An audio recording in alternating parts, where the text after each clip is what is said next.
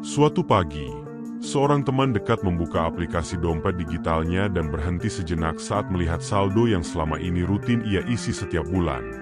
Bukan karena angka itu tiba-tiba besar, melainkan karena ia menyadari uang yang ia taruh diam-diam di rekening terasa seperti bekerja tanpa arah. Ada yang bertambah sedikit, ada yang habis karena godaan belanja, dan di akhir tahun terasa tidak cukup untuk mewujudkan rencana yang sempat diimpikan.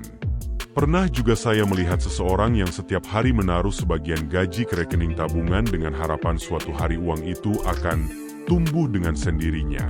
Lalu beberapa tahun kemudian kecewa karena kena inflasi dan tidak paham mengapa hasilnya jauh dari yang diharapkan. Itu bukan cerita raritan. Itu gambaran nyata di tahun 2025. Biaya hidup naik, peluang investasi berubah cepat karena teknologi, dan informasi bertaburan sehingga mudah bingung. Di sini kita akan langsung masuk ke pokoknya.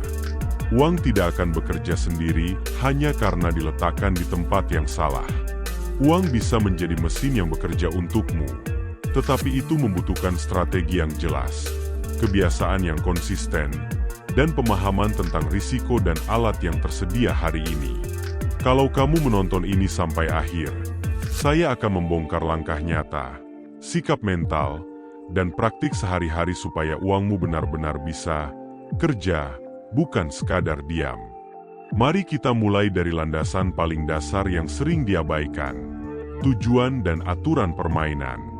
Sebelum membahas instrumen atau teknik, penting untuk punya tujuan konkret, bukan sekadar ingin kaya atau ingin bebas finansial, melainkan tujuan yang terukur.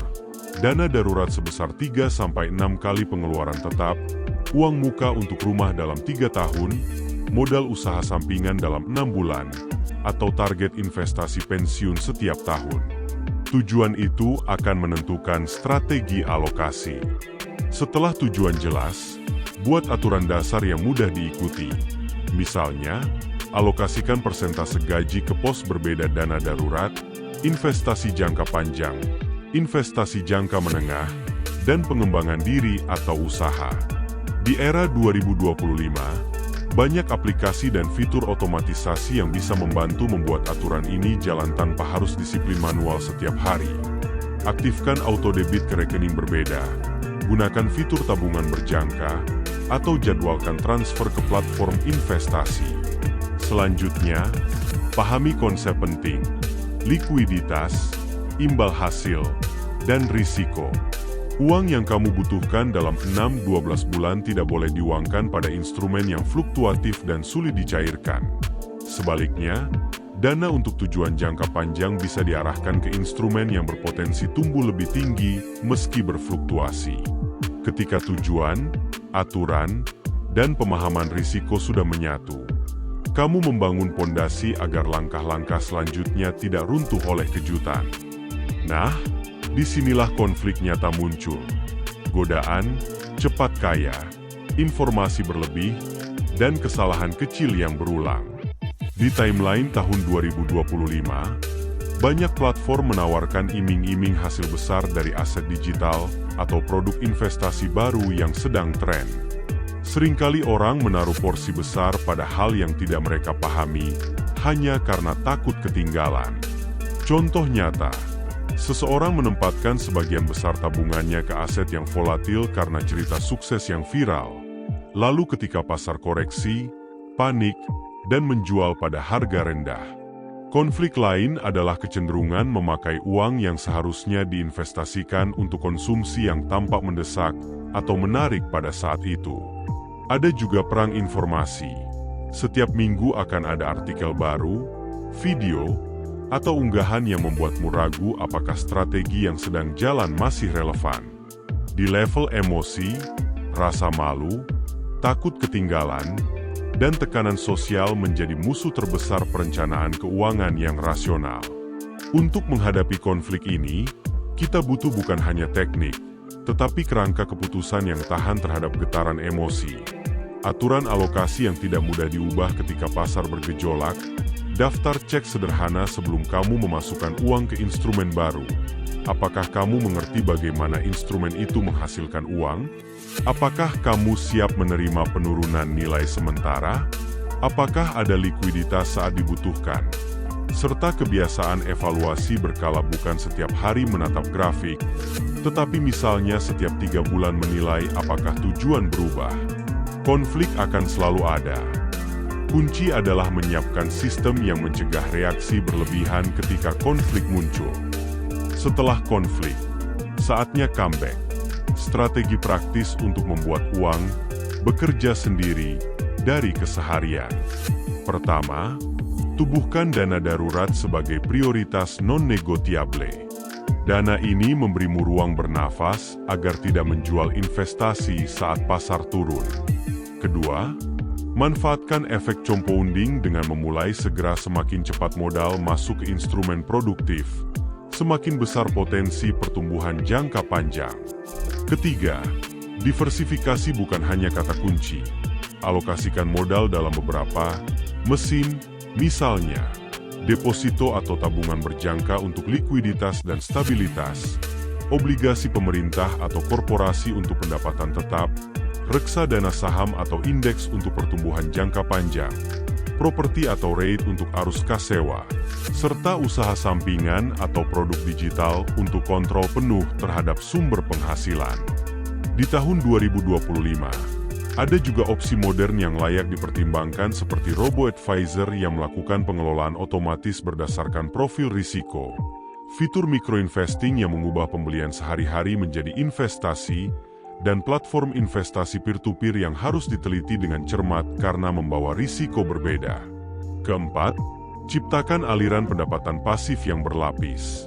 Misalnya, produk digital yang bisa dijual berulang, konten yang dimonetisasi, atau sistem reseller dengan margin stabil. Kelima, otomatisasi adalah teman.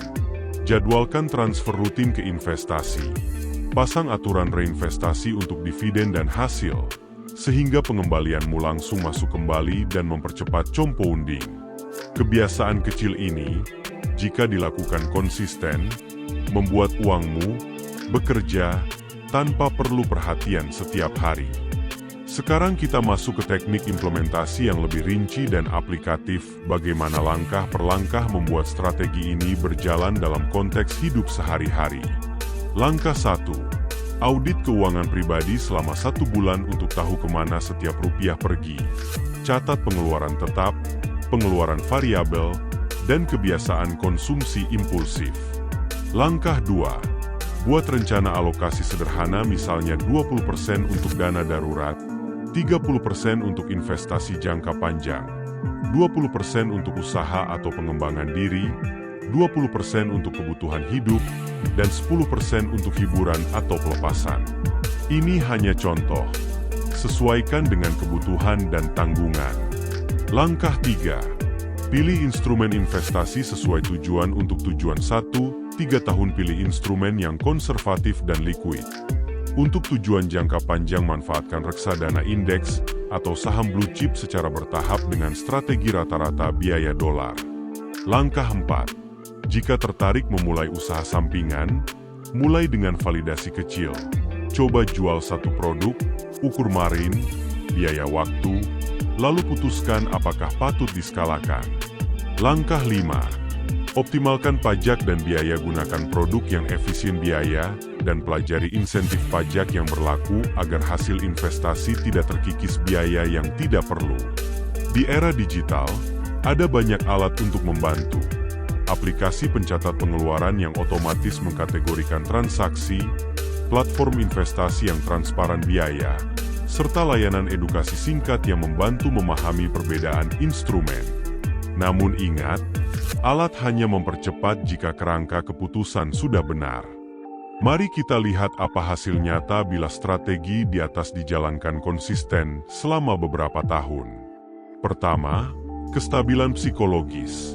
Ketika dana darurat tersedia dan alokasi terotomatisasi, kecemasan akibat kejadian tak terduga turun drastis sehingga fokus hidup kembali ke produktivitas. Kedua, penghasilan pasif mulai terasa.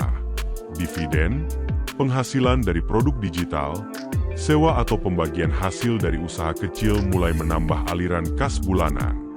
Ketiga, opsi hidup bertambah bukan lagi terjebak pada siklus gaji habis, tetapi memiliki pilihan untuk mengambil risiko terukur, ambil cuti untuk belajar, atau reinvestasikan keuntungan untuk ekspansi usaha. Keempat, ketika terjadi penurunan pasar, sistem alokasi yang sudah teruji membuatmu lebih tenang dan bahkan mampu memanfaatkan kesempatan untuk menambah posisi pada harga lebih rendah. Kelima, hasil jangka panjang akan terasa melalui pertumbuhan modal yang signifikan karena efek compounding yang bekerja lama. Semua payoff ini bukan hal mistis. Mereka adalah konsekuensi natural dari kebiasaan yang konsisten, keputusan yang terukur, dan penggunaan alat yang tepat. Pada akhirnya, inti dari membuat uang bekerja sendiri bukan soal menemukan satu instrumen ajaib, melainkan membangun ekosistem keuangan yang terdiri dari tujuan jelas, aturan alokasi, manajemen risiko, diversifikasi instrumen, dan otomatisasi. Mentalitasnya harus bergeser dari berharap pada keberuntungan menjadi menyiapkan struktur yang tahan guncangan. Praktik sehari-hari yang konkret mencatat pengeluaran, mengotomatisasi transfer, memulai dengan porsi kecil namun konsisten, belajar memahami risiko, dan membangun sumber pendapatan tambahan akan menghasilkan transformasi jangka panjang. Di tahun 2025, teknologi memberi banyak kemudahan, tetapi juga banyak gangguan. Gunakan teknologi untuk otomatisasi dan edukasi, bukan sebagai jalan pintas untuk keputusan impulsif. Uangmu bisa benar-benar bekerja untukmu jika kamu mengatur aturan permainan, menjaganya dari gangguan emosional, dan mengambil langkah praktis yang terukur. Jadi mulai dari hal paling sederhana, tetapkan tujuan, buat aturan distribusi, otomatisasi setoran, pelajari instrumen yang kamu gunakan, dan evaluasi secara berkala. Dengan begitu, dalam jangka waktu yang konsisten, uang yang awalnya hanya tersimpan akan berubah menjadi mesin yang membantu mewujudkan rencana hidupmu. Saya tahu perubahan seperti ini tidak instan dan sering terasa menakutkan. Tetapi setiap orang yang berhasil membangun kebiasaan finansial yang sehat memulai dari tindakan kecil yang dilakukan berulang. Jangan biarkan informasi yang berlebihan membuatmu bingung. Pilih satu langkah konkret hari ini: membangun dana darurat, mengatur auto-debit ke investasi, atau memvalidasi ide usaha kecil dan jalankan hingga menjadi kebiasaan. Ingat, proses membuat uang bekerja bukan soal ambisi tanpa arah, melainkan tentang konsistensi, pengelolaan risiko, dan perbaikan terus-menerus. Jika kamu duduk tenang beberapa tahun kemudian, melihat saldo yang tumbuh dan tahu setiap aliran pendapatan punya peran, kamu akan menyadari bahwa semua kerja keras kecil ini terbayar. Terus belajar, tetap bijak, dan biarkan uangmu bekerja demi mimpi-mimpi yang paling penting bagimu.